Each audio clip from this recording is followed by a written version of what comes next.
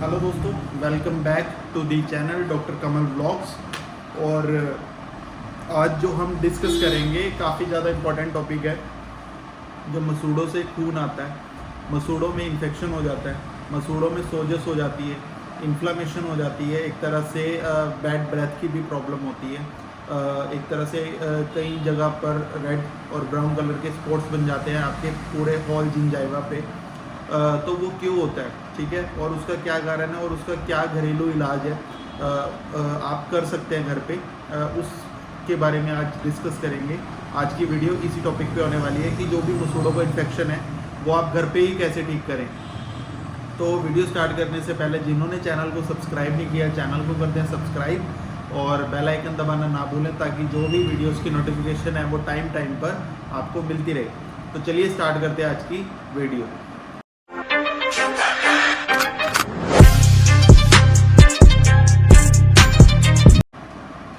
तो हाय, my self doctor कमल और मैं पेशे से एक डेंटिस्ट हूँ और हॉस्पिटल एडमिनिस्ट्रेटर।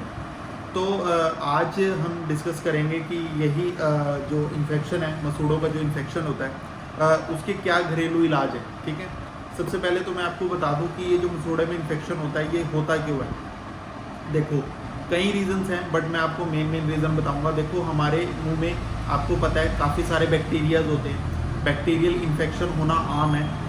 तो इन बैक्टीरियाज में कुछ अच्छे बैक्टीरिया होते हैं, कुछ बेकार जो बुरे बैक्टीरिया होते हैं, गुड और बैड बैक्टीरिया जिनको बोलते हैं। जो गुड बैक्टीरिया होते हैं वो क्या करते हैं, हमारे जो भी मुंह में एसिड बनता है उसको न्यूट्रलाइज करते हैं। जो भी हम खाना खाते हैं उसको एक तरह से प्रोसेसिंग में ला के उसको उससे जो भी एंजाइम्स वगैरह की प्रोसेस होती है उसको कंप्लीट करने में वो पूरी हेल्प करते हैं, जो अच्छे बैक्टीरियाज होते हैं।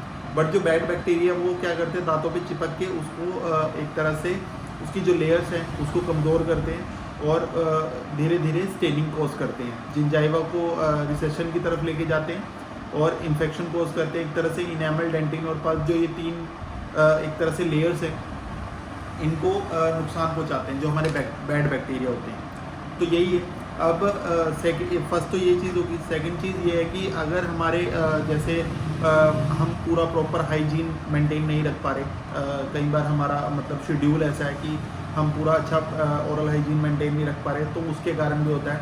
हम प्रॉपर ब्रशिंग टेक्निक से ब्रश नहीं कर रहे, रात को सोने से पहले ब्रश नहीं कर रहे, माउथ वॉशेस नहीं कर रहे, साल डेढ़ साल हम डेंटल क्लिनिक पे अपना जो ओरल हेल्थ चेकअप है वो नहीं करा रहे।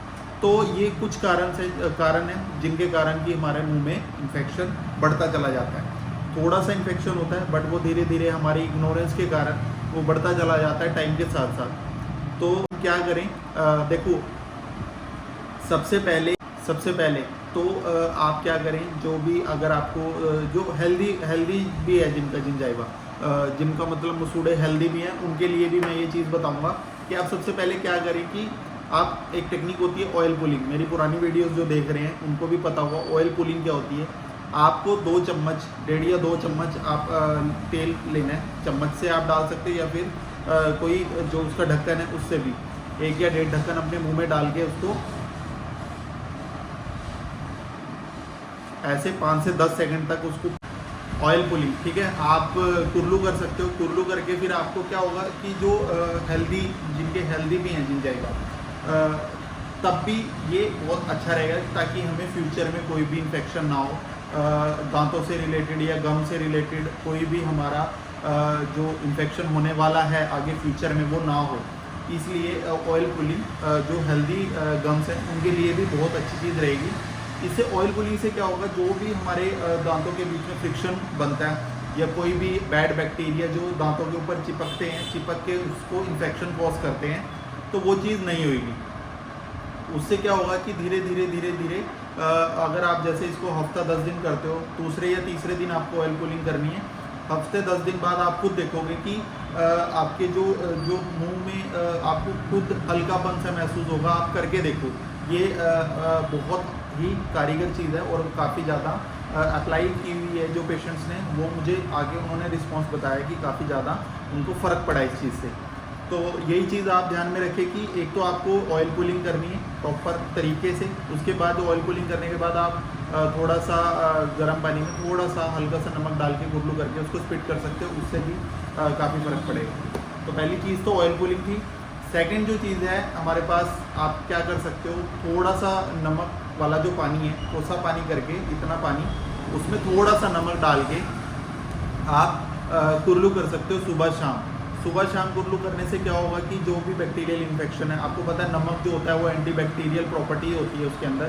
एंटीबैक्टीरियल प्रॉपर्टी मतलब जो भी बैक्टीरियल इन्फेक्शन है, जो बैक्टीरिया इन्वेड कर रहे हैं हमारे गम्स के टिश्यू में, ओरल म्यूकस मेम्ब्रेन और गम्स के टिश्यू में, तो वो नहीं होंगे। वो क्या करेंगे, अगर वो इन्फेक्शन कहते हैं ना कि 60-70% तक भी पहुंच चुका है, तो वो बैक की तरफ आएगा, ना कि वो आगे की तरफ बढ़ेगा। तो आप ये सोच रहे हो ना कि कुछ फ़र्क नहीं पड़ रहा, तो वो ये नहीं कि 60 से 40%, 30%, 10 और 5% वो धीरे धीरे कम हो रहा है। तो ये आप कंटिन्यूस अगर 2-3 दिन के बाद हर दूसरे तीसरे दिन अगर आप कर रहे हो तो आपको काफ़ी फ़र्क पड़ेगा इस चीज़ से।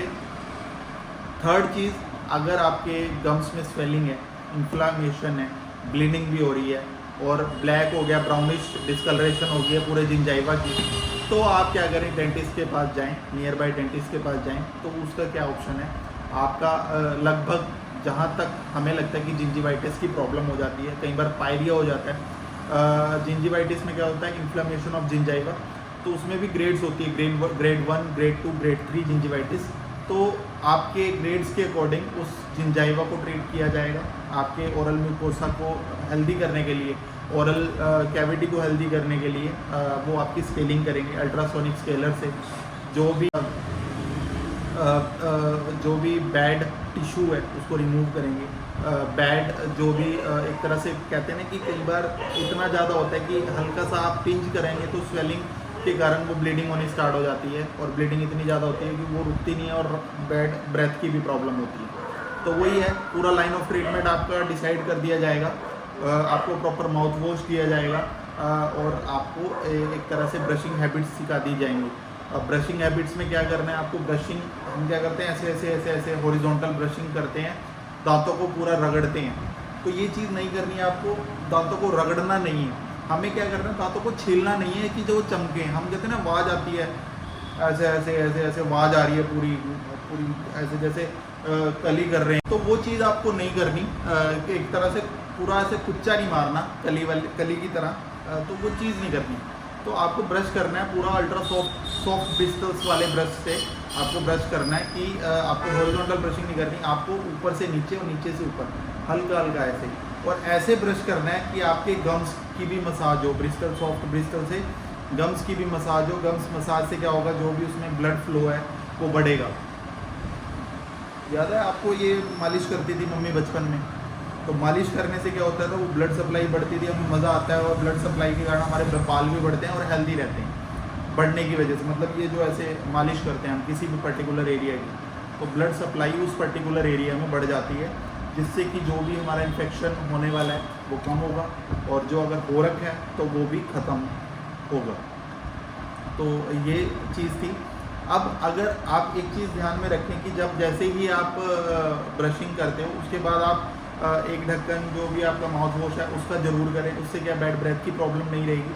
अगर कोई भी इन्फेक्शन आपका क्या होता है कि ब्रिस्टल्स जिंजिवाइटिस अगर आपको हो रखा है तो ब्रश करने के बाद आपकी ब्लीडिंग स्टार्ट हो जाती है। ब्लीडिंग स्टार्ट हो जाती है तो वो ब्रश करने के थोड़े बाद वो थोड़ी देर ब्लीडिंग होती रहती है, तो उसमें क्या होता है, वो एरिया जो है वो ओपन हो जाता है जहाँ से ब्लीडिंग आ रही है। तो आप क्या करें, आप एक ढक्कन माउथ वॉश का लेके आप कर रहे हो, तो उससे क्या होगा, जो भी एरिया है जहाँ से वो ब्लीडिंग आ रही है वो भी अच्छी तरह रिंस हो जाएगा, वो पर्टिकुलर एरिया रिंस हो जाएगा। और आपको पता है इसके अंदर हमारा जो एंटीबैक्टीरियल चीज़ें होती हैं, जो भी हमारा माउथ वॉश है, मैं आपको बताता हूँ हमारे पास जो भी माउथ वॉश है, मैं किसी कंपनी का आपको वो नहीं बताऊंगा कि आप यही कंपनी का आपको चाहिए। इसमें देखो आप क्लोरहेक्सिडिन ग्लूकोनेट होता है, सोडियम फ्लोराइड होता है, जिंक क्लोराइड होता है, और एक्वा बेस जो भी है FCF और टार्ट्राजीन, ठीक है।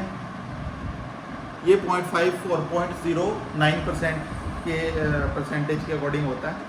तो इस माउथ वॉश को आप ले लें, अपना ऐसे ढक्कन में लें, इस ढक्कन को, इतना ढक्कन आपको माउथ वॉश का लेके, और आपको अच्छे से एक तरह से ब्रश करने के बाद कुरला करना है, उससे काफ़ी फ़र्क पड़ेगा। और आप आप 10 दिन ये चीज़ कर लो, मैं आप शर्त लगाता हूँ आपके साथ, आपका जो जिंजिवाइटिस की प्रॉब्लम है, आपका जो गम टिश्यू है वो हेल्दी हो जाएगा, और आपका एक तो पैसे बचेंगे और आपका हेल्दी रहेगी चीज़। आप पूरे घर में ये चीज़ तरह से रूल बना लो, रात को सोने से पहले ब्रश करो, और जो मैंने चीज़ें आपको बताई है ये चीज़ करो, आपको काफ़ी फ़र्क पड़ेगा, ठीक है। और बच्चों के लिए भी अल्ट्रा सॉफ्ट ब्रश ही लाएं, ठीक है। ये नहीं है कि हार्ड ब्रिस्टल्स वाले ब्रश ले रहे हैं तो वो आगे जाके दिक्कत आएगी आपको। तो यही चीज़ थी इस वीडियो में, यही था। आई होप आपको काफ़ी चीज़ें पता लगी होंगी, और ऐसे ही प्यार बनाए रखें, ज़्यादा से ज़्यादा वीडियो को शेयर करें, और जो लोग चैनल में नए हैं चैनल को सब्सक्राइब करें बिना ना जाएं। वीडियो को ज़्यादा से ज़्यादा अपने दोस्तों के, अपने रिश्तेदारों के साथ शेयर करें, और बेल आइकन दबाना ना भूलें, ताकि जो भी वीडियोस की नोटिफिकेशन आपको टाइम टाइम पे मिलती रहे। जल्दी ही आपसे मिलेंगे नई वीडियो में नए टॉपिक के साथ। और जो भी यमुनानगर के लोकलाइट्स हैं, हमारे श्री श्याम डेंटल हॉस्पिटल में आप आ सकते हो। ससोली गवर्नमेंट स्कूल के बिल्कुल पास है। यमुनानगर के जो जगाधरी के बंदे हैं, जगाधरी, यमुनानगर, खेड़ी, ससोली, सुडल सुडैल और मडेबरी, मडेबर, और ये रेलवे एरिया में, रेलवे वर्कशॉप एरिया जितना भी है, आप पूरे एरियाज़ में से आ सकते हो। अभी हमारा फ्री डेंटल चेकअप चल रहा है, कोई ओपीडी फीस नहीं है, आपको फ्री काउंसलिंग कर दी जाएगी, और काफ़ी हद तक आपका ट्रीटमेंट जो है हमारा मिनिमम रेट्स में आप करा पाएंगे। तो यही था। मिलते हैं आपसे नेक्स्ट वीडियो में। जय श्री श्याम, और थैंक यू सो मच। जय हिंद।